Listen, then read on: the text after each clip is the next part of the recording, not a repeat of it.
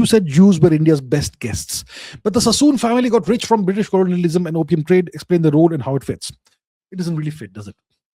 Well, look, there are always exceptions. Why don't you people understand that statistically what I am saying is correct, but there is always going to be some outliers statistically. The Sassoons came from Baghdad. They were Baghdadi Jews that came much, much, much later. They were not the Jews that came 2100 years ago. They were not the Jews that came to India in the aftermath of the Roman destruction of the Second Temple of Solomon. They were not the Jews that came in the aftermath of the expulsion of the Sephardic Jews from Iberia after the Reconquista.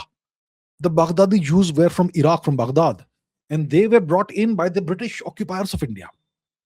So the Sassoons are outliers. They're not statistically part of the group of Jews I'm talking about. There's always some exceptions.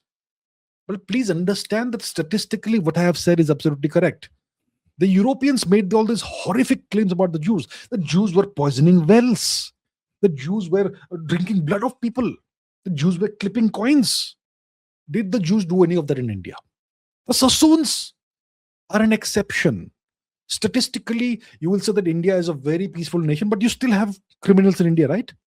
But does it mean that a few criminals makes India a criminal society? Please think of it in a proper way. There's always going to be some exceptions to anything you say. But that doesn't prove anything. So the Sassoons have their own story.